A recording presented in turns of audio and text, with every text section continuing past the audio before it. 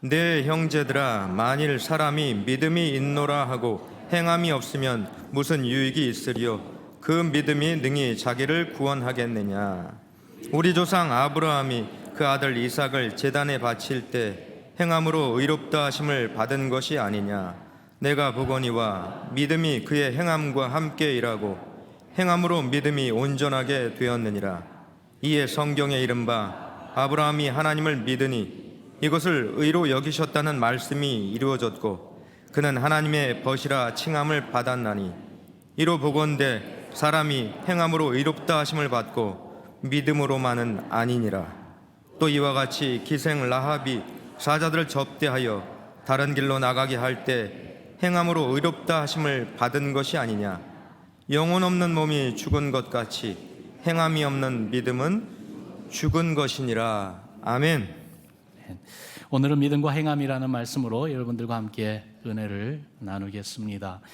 튀르키예 구호 방문, 정말 여러분들이 기도해 주셔서 우리 모든 팀원들이요 건강한 모습으로 모든 일을 잘 마치고 돌아왔습니다. 쉬운 그러한 여정이 아니었어요. 육체적으로 어려웠고 정신적으로 또 영적으로도 정말 도전이 되는 그러한 시간들이었습니다.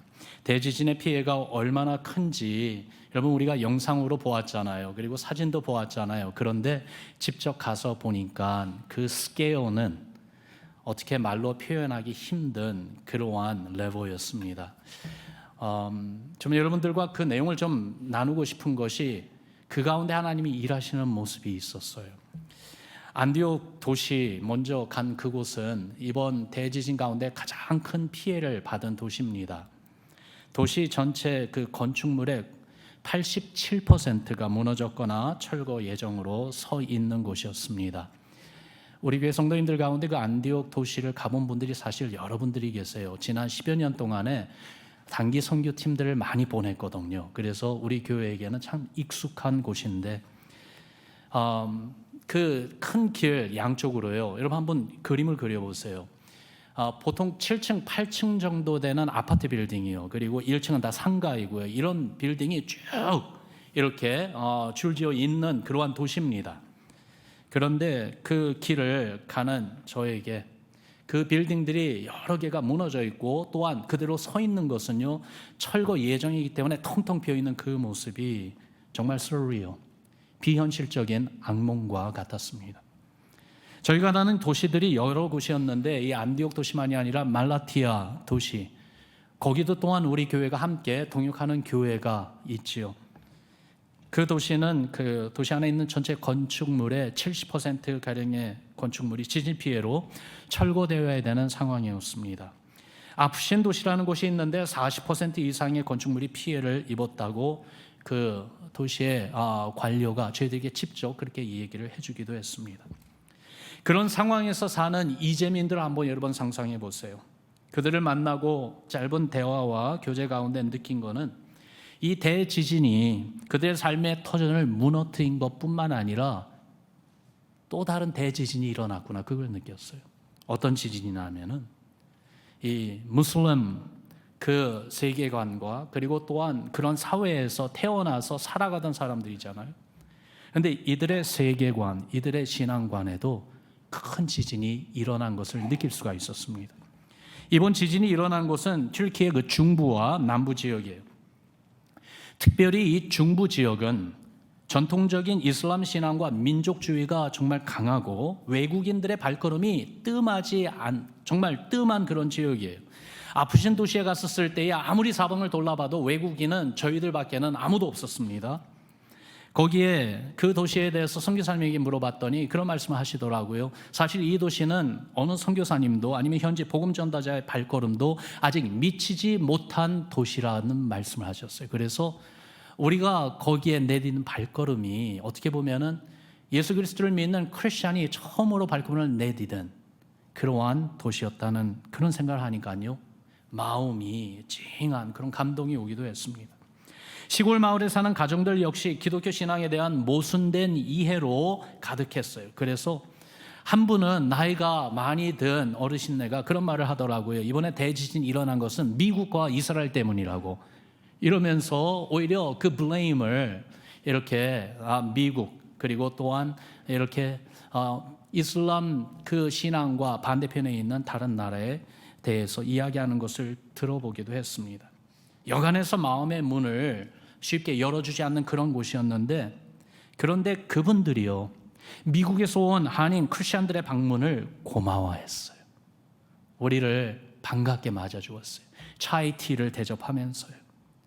또한 우리가 기도하며 보낸 사랑의 헌금으로 그 컨테이너 하우스를, 그 집을 받은 분들은요, 당신들의 그 집안을 보여주기까지 하면서 그 고마운 마음을 표현해 주셨습니다. 그러면 그분들이 아는 친척 이웃들의 고통을 호소하면서 더 많은 도움을 요청하기까지 하셨어요. 우리가 그분들을 위해 기도해 줄 때는 감사하는 마음으로 기도를 또한 받으시더라고요. 비록 그분들은 그들의 신 알라의 이름을 부르면서 같이 기도하기는 했지만은, 그러나 우리가 예수의 이름으로 기도하는 그 분명한 기도 소리를 들어주기도 했습니다. 그래도 전에는 크리스천으로서 쉽게 다가가지 못하던 사람들에게 다가가서 위로와 격려를 줄 수 있었다는 것이, 그리고 그분들이 크리스천들의 도움을 감사함으로 받으며 고마워한다는 이 사실이 정말로 놀라웠습니다. 아프신 도시 안에서는 한 사건이 일어났는데요.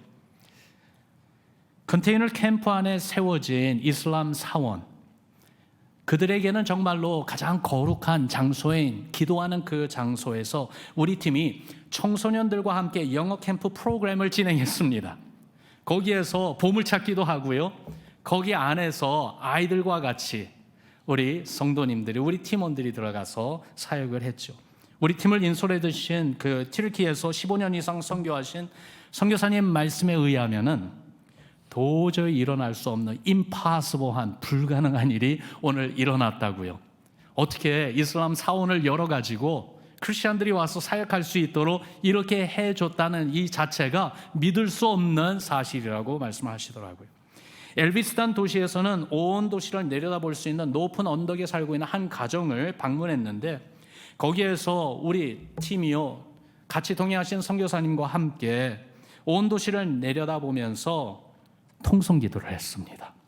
소리를 부르짖으면서 하나님, 이 땅을 불쌍히 여겨 주옵소서, 우리 죄를 용서하시고 주여 구원해 주옵소서 하면서 통성기도를 할 수가 있었고요. 그 장소를 떠나려고 했을 때 가족 한 분이 이 어른 주먹보다도 더 큰 그 교회, 새로 된 교회 종추를 집안에 들어가서 얼른 가지고 나오시더라고요. 그러면서 우리에게 이야기하기를, 바로 그 집이 있는 그 장소가 옛날에 교회가 있었던 장소라는 그런 말씀을 하세요. 그런데 더 놀라운 것은 그때 그 가정의 어린 딸이 우리 모두에게 말해준 것이었습니다. 그 어린 소녀가 뭐라고 말을 했냐면은, 여기에 교회가 다시 세워질 겁니다, 그런 말을 하더라고요. 모두 놀랐어요. 이슬람 신앙에서 살아오던 이 사람들의 마음이 열리고, 그리고 우리 주 예수 그리스도를 믿는 기독교 신앙을 더 이상 배척하는 것이 아니라 관심을 가지고 있음을 볼 수 있었던 것이, 큰 재난 가운데에서 신비롭게 일하시는 하나님의 손길임을 느낄 수가 있었습니다. 생각해 보니까요, 이러한 일들이 재난을 당한 불쌍한 그들을 위해 도움의 손길을 베풀고, 잿더미 위에 있는 그들을 관심을 가지고 방문해 준 우리 크리스천들의 발걸음과 손길 역시, 이것도 하나님이 일하시는 주의 손길이구나, 우리가 그 현장을 방문하고 있었던 이것도 하나님의 섭리였고 주님이 일하시는 모습이었구나, 그것을 확신할 수가 있었습니다. 방문 기간 동안 만난 현지인 크리스천들도 여러 명이 있었는데요. 도안쉐이르 도시에서 만난 세제르 형제, 그 도안쉐이르 도시는 약 6만 명이 사는 그 도시인데, 이야기를 들어보니까 그 도시 안에 예수 그리스도를 믿는 크리스천은 딱 3명이래요. 그 3명 가운데 한 사람을 우리가 만난 것입니다.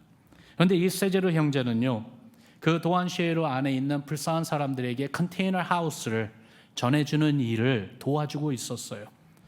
그 도시 안에 있는 10개 동네에 40여 개의 이 컨테이너 하우스를 필요한 분들에게 제공하고 있었는데, 근데 이 형제에 대해서 조금 듣는 가운데 깜짝 놀란 것이, 이 셰제르 형제가 바로 2개월 전 지난 6월 달에 침례를 받았다는 사실이에요.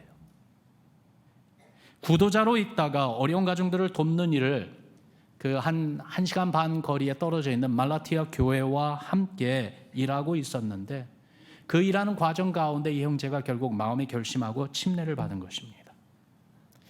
이 형제의 가족들도 만났어요. 부모님도 만나고 그리고 또한 형도 만났는데 대가족으로 살고 있는 집이었어요. 그러나 자세히 보니까요, 그 가족 가운데 예수님을 믿는 사람은 이 형제 혼자였습니다.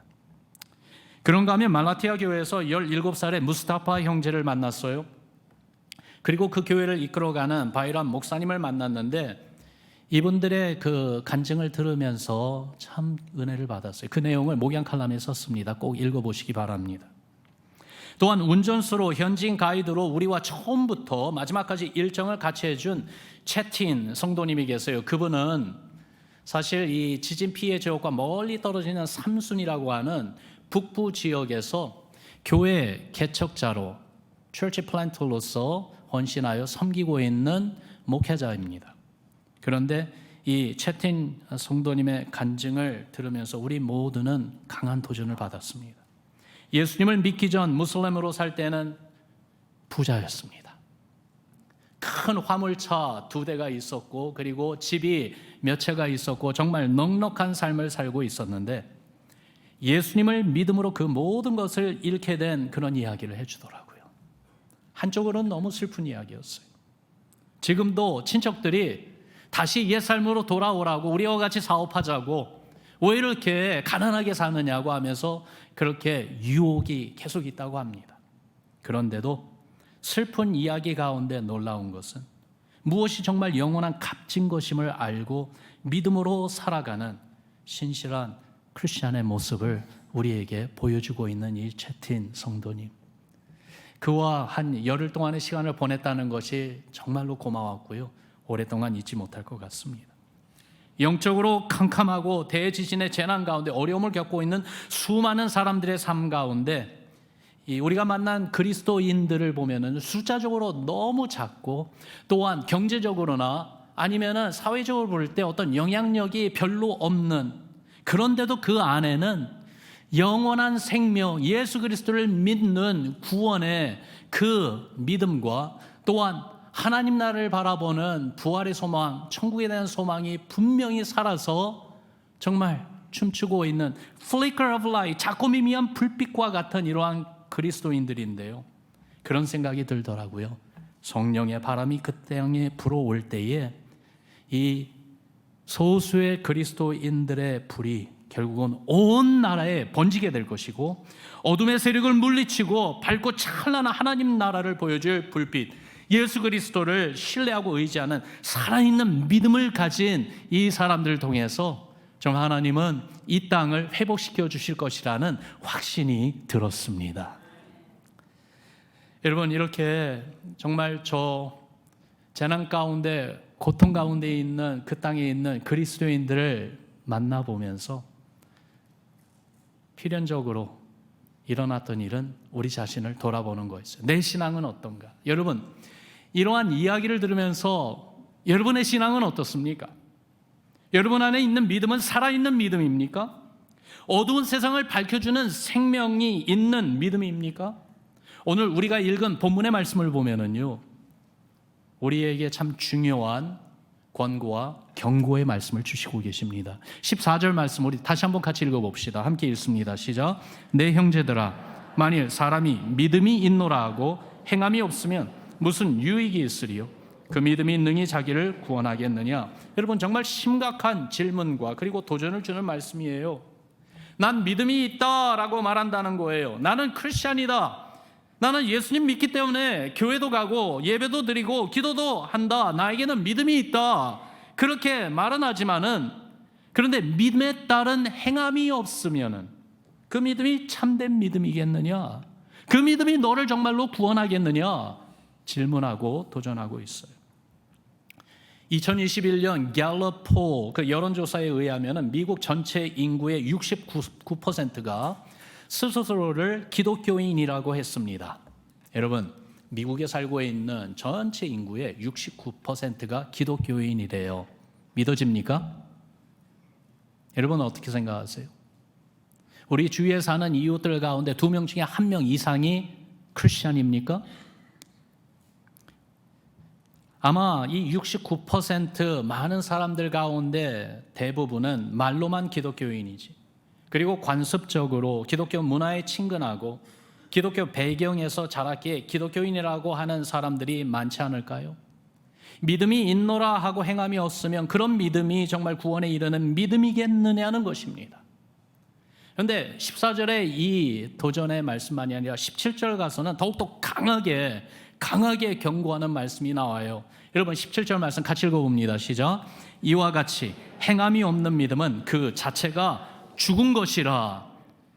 믿음이 죽었대요. 죽은 믿음이라고 말씀하고 있어요. 아무 힘도 없고 효력도 없고 쓸모없는 믿음, 껍데기뿐이라는 것이지요. 헛것이고 거짓된 것이라 이 말이에요. 여러분 우리는 분명히 합시다. 먼저 기독교 가정에서 태어났다고 저절로 크리스찬이 되는 것 아닙니다. 모태신앙은 너무나도 귀해요. 하나님이 주신 은혜예요. 선물이에요. 그렇지만 태어나면서부터 교회 생활했다고 저절로 기독교인이 되는 것은 아닙니다.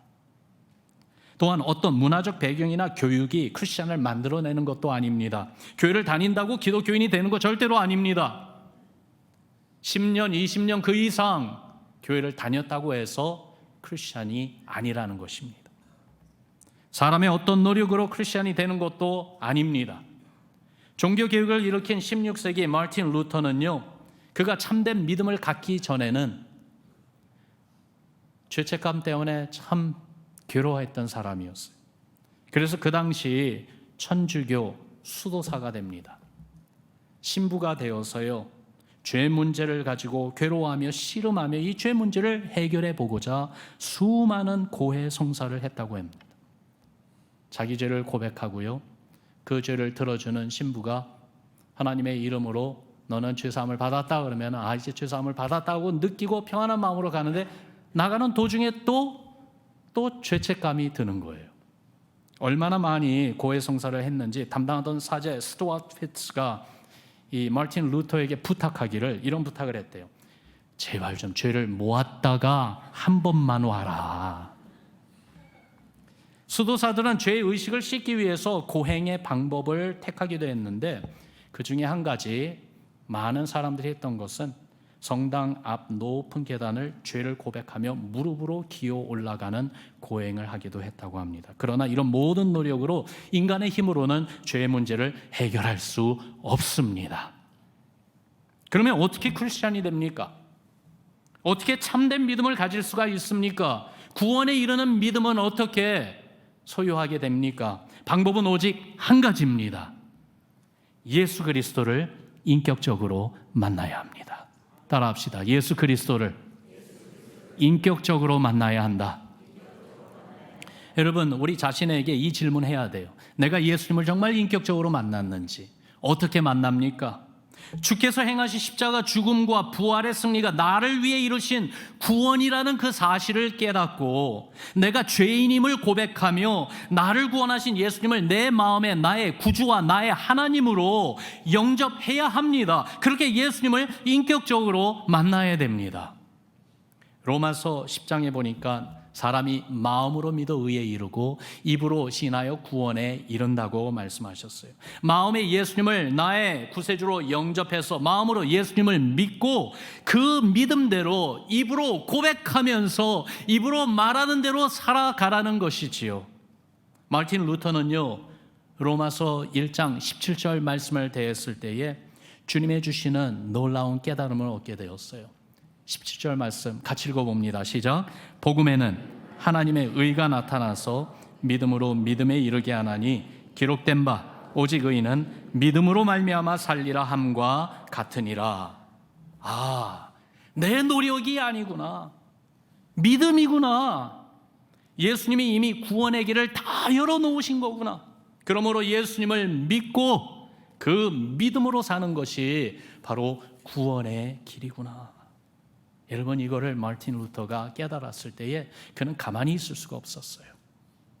그래서 그 당시 천주교 교회 안에서 개혁을 일으키려고 했지만은 그것이 이루어지지 않자 오히려 교회 바깥에 나가서 다시 참된 그 영적 공동체, 주님이 기뻐하시는 말씀의 공동체, 복음의 공동체, 그렇게 종교 개혁이 일어난 것 아닙니까?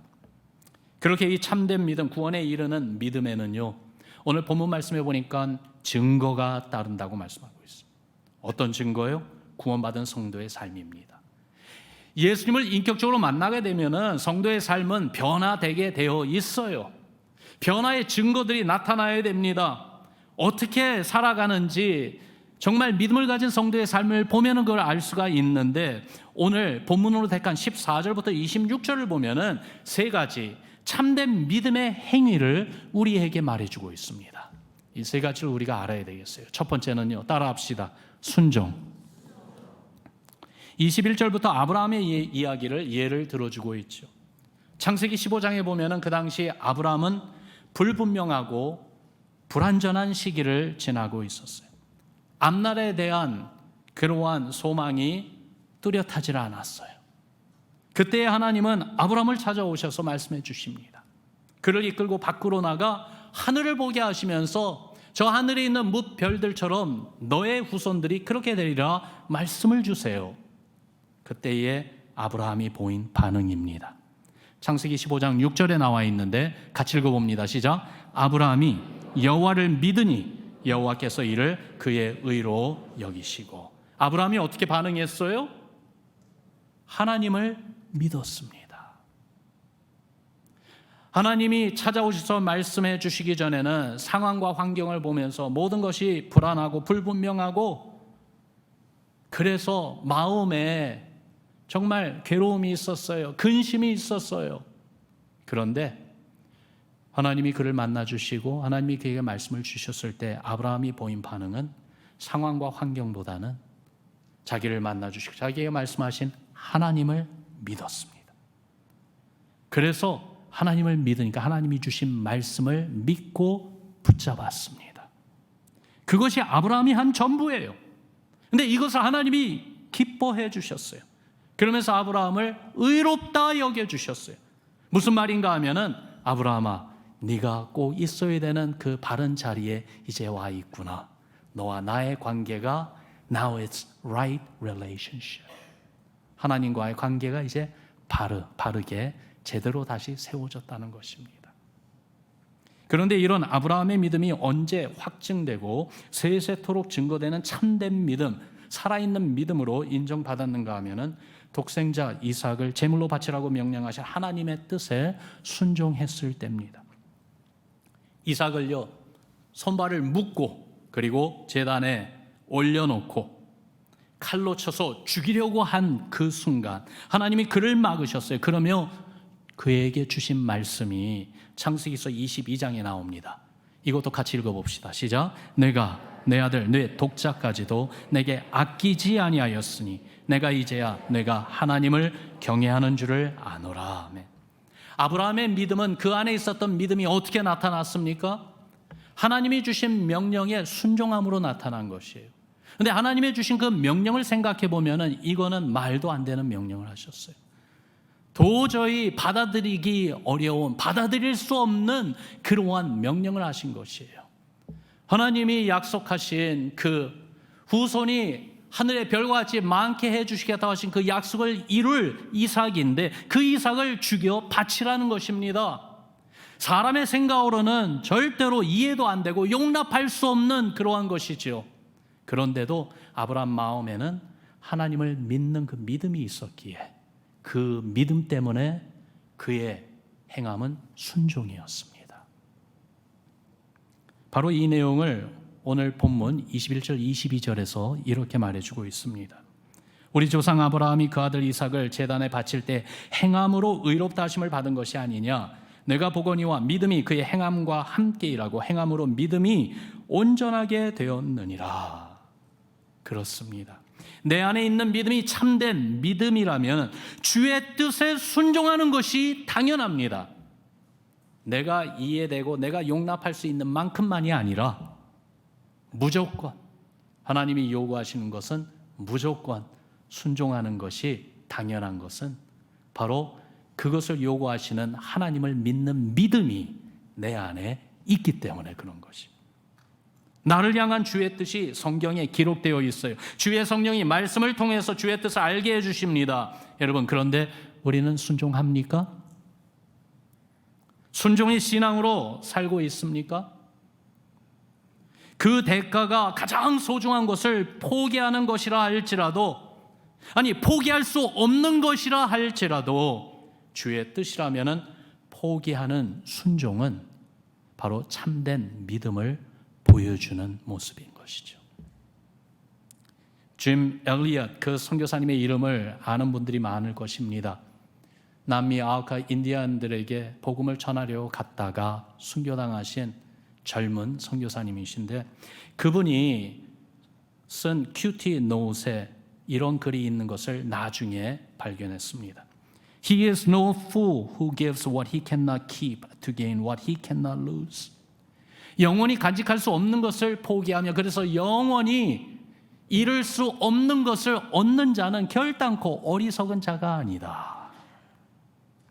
자신의 생명을 내어놓기까지 하면서 복음과 구원 그리고 영생을 보여주는 선교사님의 이 한마디의 영적 교훈은요, 지금 많은 세월이 지났건만 지금까지도 많은 우리 그리스도인들의 마음을 울리는 명언으로 남아있어요. 예수님처럼 생명 바쳐 순종하는 행함, 거기에 참된 믿음이 있습니다. 여러분, 참된 믿음의 모습은 또 어떻게 나타나는가? 두 번째, 따라합시다. 용기. 다시 한번요. 용기.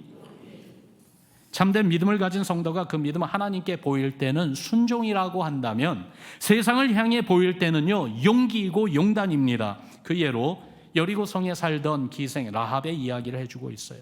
25절 말씀 같이 읽어봅시다. 시작. 또 이와 같이 기생 라합이 사자들을 접대하여 다른 길로 나가게 할 때에 행함으로 의롭다 하심을 받은 것이 아니냐.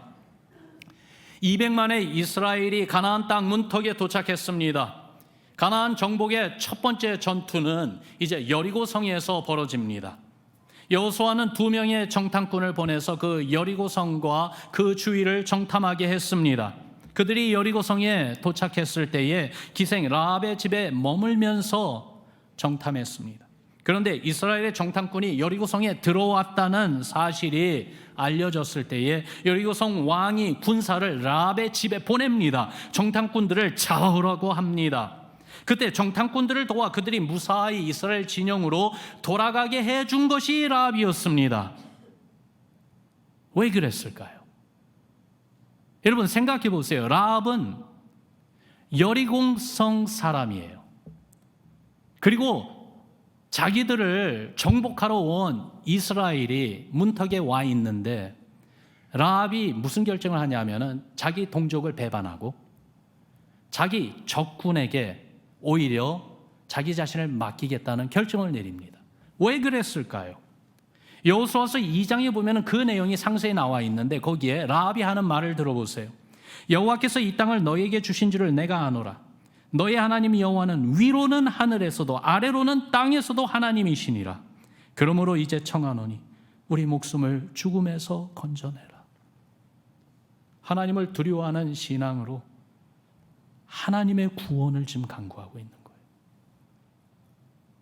우리가 죽게 되었는데 우리를 구원해 주소서. 그러면 하나님을 향한 믿음을 보여주는데요, 어떻게 보여주는가 하면 죽음을 각오한 위험한 일을 해내는 용기를 보여줍니다. 여리고 왕의 병사들이 문 밖에서 지금 와 있어요. 정탐꾼이 이 안에 있는 거 안다. 내놓으라. 그런데 라합은 이런 세상 권세의 압박에 굴하지 않고 목숨을 내걸고 정탐꾼들을 보호해 줍니다. 그 정탐꾼들이 믿고 신뢰하는 하나님을 믿기 때문에 마음에 결심했던 것입니다. 이 믿음의 용기, courage in faith, 이것이 세상을 살아가는 우리에게 필요해요. 우리도 보면은 우리 바로 문 밖에 세상의 권세가 우리를 압박하면서 정말 우리의 믿음을 무너뜨리려고 하는 그러한 경우가 얼마나 많이 일어납니까? 그러나 분명히 알 것은 그러한 상황에 임한다 할지라도 주께서 우리에게 주신 말씀이 있어요. 요한일서 5장 4절 말씀 같이 읽습니다. 시작. 무릇 하나님께로부터 난 자마다 세상을 이기느니라. 세상을 이기는 승리는 이것이니 우리의 믿음이니라. 아멘. 그렇습니다. 세상을 이기며 사는 길은 다른 게 아니에요. 믿음이에요. 그러므로 참된 믿음을 가진 나라면은 신앙에서 비롯된 용기가 있어요. 어떻게 해요? 죄와 사망의 권세도 이기신 주님이 내 안에 계시며 나와 함께 계심을 알기 때문에 그렇습니다. 풍랑이 있는 바다도 걸어오시는 주님이 나로 하여금 인생의 풍랑을 만난다 할지라도 그 바다를 걷게 하신다는 것을 알기 때문에 그렇습니다. 심지어 이 고난 가운데 생명을 잃게 되고, 심지어 내가 사랑하는 그러한 분들을 잃게 된다 할지라도 죽어도 사는 부활의 신앙이 우리에게 있기 때문에 그렇습니다. 그러므로 참된 믿음을 가진 자는요, 용기를 보여줍니다. 담대합니다. 비굴하지 않습니다. 타협하지 않습니다. 오히려 세상이 감당하지 못하는 참된 믿음의 모습을 보여줍니다.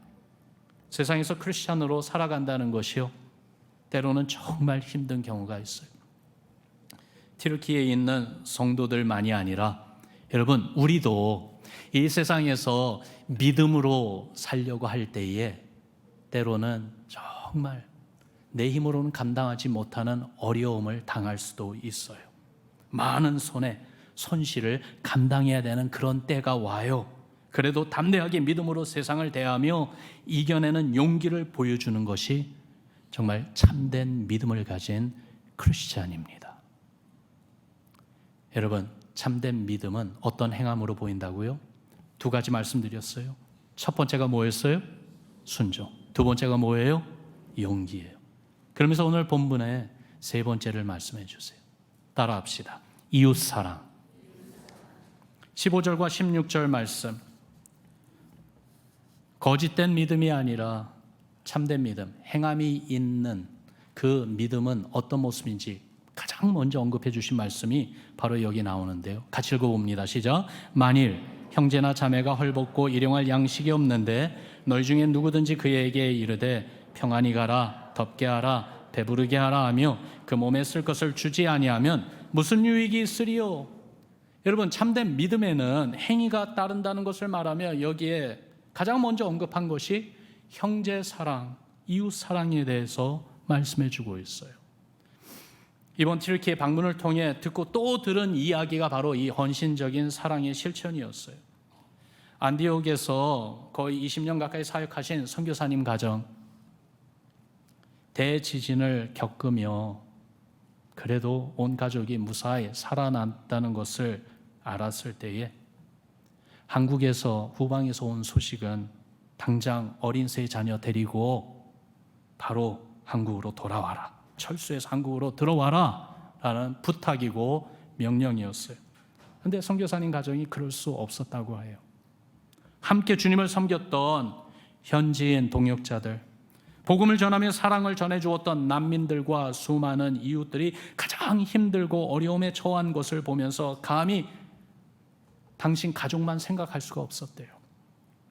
그래서 대지진이 일어나고 그 이후에 계속 왔던 수백 번의 그 여진 가운데서도 생존한 교우들과 함께 살아있는 교우들을 찾으려고, 또한 아는 이웃들을 찾으려고 애를 쓰고 찾은 사람들은 안전한 장소로 피신시키며 구호 활동에 얼마나 열심히 뛰었는지 지쳐 쓰러지도록 힘쓰셨다고 합니다. 그 선교사님 가정을 이번에 만나서 정말 서로 격려하고 그리고 함께 기도하는 시간을 가졌습니다. 저희가 방문했던 안디옥 캠프는요, 어떻게 시작됐는가 이야기를 들어봤는데 지진이 일어난 그 다음날 2월 7일, 6일날 지진이 일어났거든요. 그런데 그 다음날 2월 7일 그 지진이 일어난 현장에서 가장 멀리 떨어졌다고도 할 수 있는 터키 서부의 끝에 있는 이즈밀의 라이트하우스 처치 등대 교회에서 몇 성도들이 지진이 일어났다는 소식을 듣고요, 집에 있는 프라잉팬을 가지고 무작정 피해 지역으로 온 것으로 시작되었다고 합니다. 필요한 모든 격식을 차리고 온 것이 아니었습니다. 팀을 구성해가지고 거기 가서 도와야 되니까 가서 이런 일을 해야 되기 때문에 필요한 물품을 먼저 모으고 준비를 해서 온 것이 아니에요. 지진이 일어난 그 다음 날 자기 집에 있는 프라이팬 들고 무작정 왔대요. 뭘 해야 될지요, 그리고 어떻게 할 건지 계획도 없었대요. 그냥 왔대요.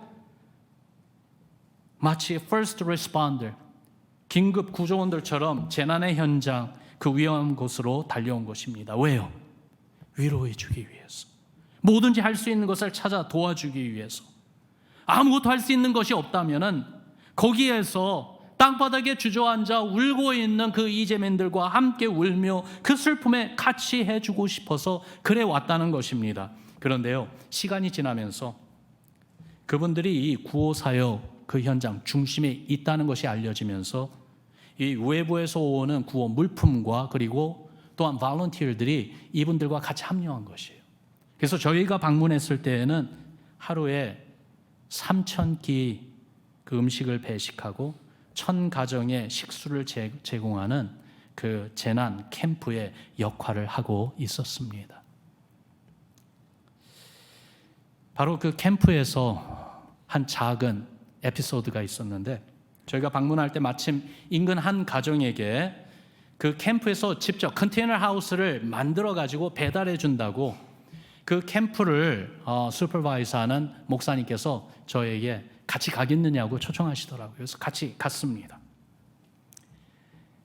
컨테이너 그 하우스를 큰 트럭에 싣고 가는 그 길에 목사님이 얘기를 해주는데, 이 컨테이너를 받는 가정의 가장 그 남자분은 그 지역사회에서 평판이 좋지 않은 사람이래요. 그런데 얼마 전에 칼을 들고 와서 휘두르면서 안디옥 캠프에서 봉사하는 성도를 해하려고 했던 사람이랍니다. 경찰에 신고해서 경찰에 넘기지 않고 오히려 그 남자를 달래면서 그 남자가 처한, 그 가정이 처한 안타까운 사정을 들어주고 기도해주고, 그러면서요, 컨테이너 하우스 지어준다면 받겠느냐고 그렇게까지 물어봤대요. 그랬더니 그 사람이 물어보기를, 아니 나는 당신을 해하려고 했는데 당신은 왜 이렇게 나에게 호의감으로 베푸느냐. 그럴 때 목사님이 말씀해 주기를, 우리가 믿는 예수님이 원수도 사랑하라고 하셨기 때문에 그러는 것입니다. 그랬대요. 그러면서 컨테이너 하우스 받겠느냐고 그랬을 때 기쁨으로 받겠다고 해서 약속한 대로 이 컨테이너 하우스를 지어서 배달하는 날이었습니다. 거기에서 가족이요, 배달된 컨테이너 하우스 앞에서 사진을 찍는 모습을 볼 때 제 머리에 스쳐가는 생각이, 가까운 장래 그 가정이 구원받은 성도의 가정으로서 그 목사님하고 저렇게 사진 찍는 거구나, 그러한 생각이 지나갔습니다. 참된 믿음으로 구원받은 성도라면은 하나님을 사랑하는 마음으로 형제와 자매를 그리고 이웃을 사랑하지 않을 수가 없어요. 원수까지도 사랑으로 대하는 행함이 참된 믿음의 증거이기 때문에 그래요. 여러분, 우리의 믿음은 어떻습니까? 그저 말로만의 믿음이 되지 맙시다. 그저 우리가 편안한 신앙의 공동체 안에서만 행하는 그러한 믿음이 되지 맙시다. 우리의 믿음은 행함이 따르는 믿음이 됩시다. 주님의 뜻에 순종하고요, 우리 주 예수 그리스도의 이름으로 용기를 갖고 세상을 대면하고 대하고, 더욱이 나아가 주의 십자가 사랑을 실천하며 보여주는 그러한 참된 믿음, 행함이 있는 믿음을 갖는 우리 모두가 되기를, 우리 교회가 되기를 주님의 이름으로 축원합니다. 정말로 행함이 따르는 참된 믿음이 있는지 여러분 이번 한 주 동안 이 말씀을 묵상하며 고민하며 살아봅시다. 기도하겠습니다.